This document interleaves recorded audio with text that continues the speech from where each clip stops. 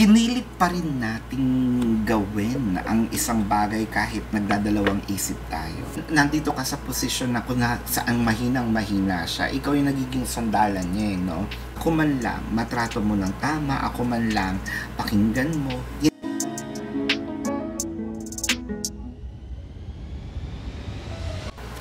Hello Aquarius! Welcome sa inyong reading. Tignan natin kung ano ang pwedeng mangyari ngayong month ng April, no? So, na-miss nyo ba to? So, tagal natin hindi nakita. So, kung gusto nyong paulit-ulit na magkaroon ng update, comment naman kayo sa baba, no? Para at least ganahan naman tayo. Comment lang naman. Para ganahan tayong gumawa ng mga video sa susunod pang mga araw. So, tingnan natin ang pwedeng mangyari, no? Imagine. Deep knowing. Nako, fork in a road. So, bakit parang medyo pinilit pa rin nating gawin ang isang bagay kahit nagdadalawang isip tayo. Ayan. Pwedeng gumawa tayo ng isang desisyon na half-baked ba? Half-baked, kumbaga. Ibig ko sabihin, hindi tayo fully decided, hindi buo ang kumpiyansa natin, no?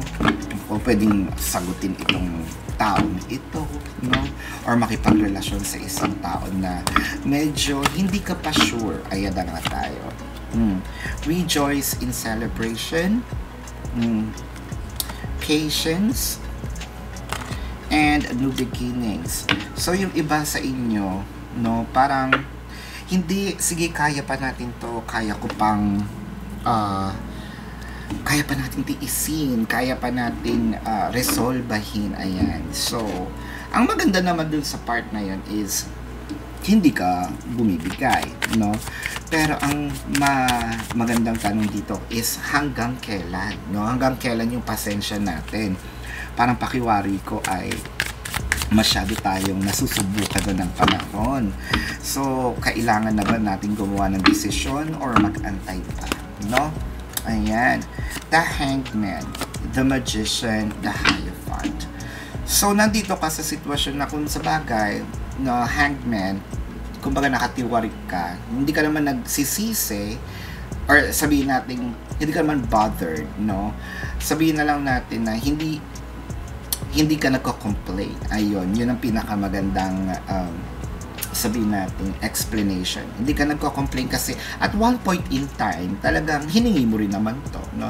Hiningi mo rin naman na ma-experience to. Hindi mo nga lang masyadong inaasahan yung nung nandun ka na sa sitwasyon, medyo parang ay, iba pala yung expectations versus sa reality. Ayan.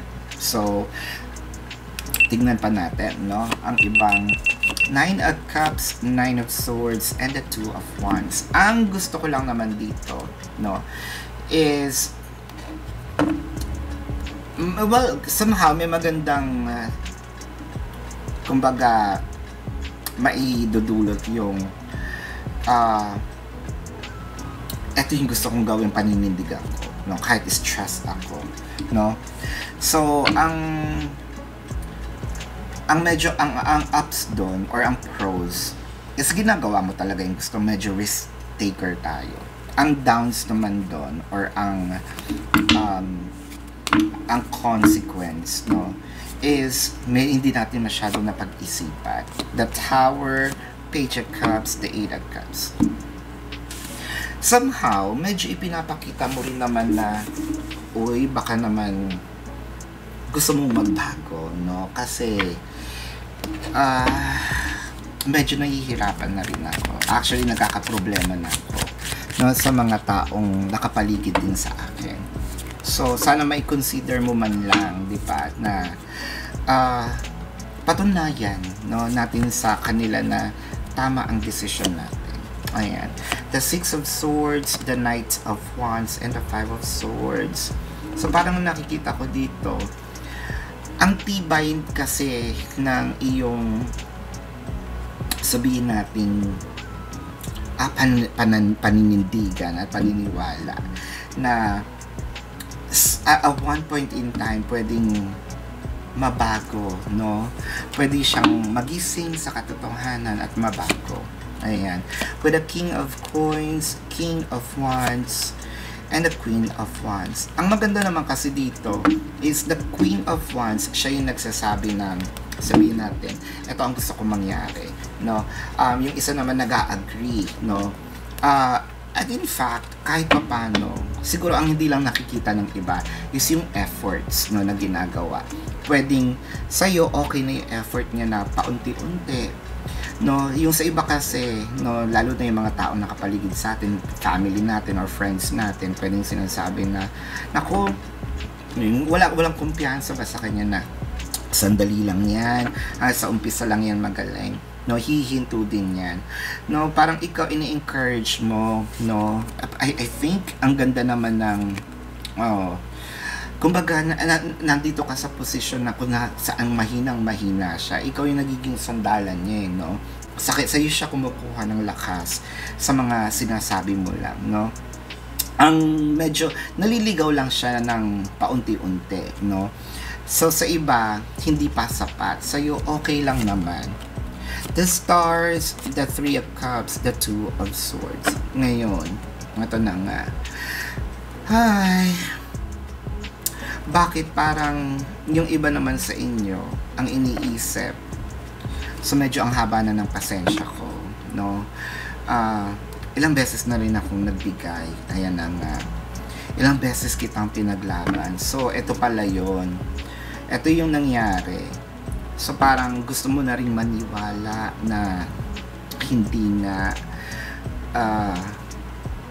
nga siya wala siya sa maturity stage niya, kumbaga. Kaya yung iba sa inyo na nahimik, yung iba sa inyo gustong, let's say, magmuni-muni muna, no, tumahimik muna panandalian, no. Ang nakikita ko dito, pwedeng ang inyong karelasyon ay Scorpio or has a Scorpio placement in their chart, no. Taurus or has a Taurus placement in their chart. Tingnan pa natin, Leo or has a Leo placement in their chart, no. Parang masakit din naman sa'yo. Oo naman, masakit naman talaga ang makipaghiwalay.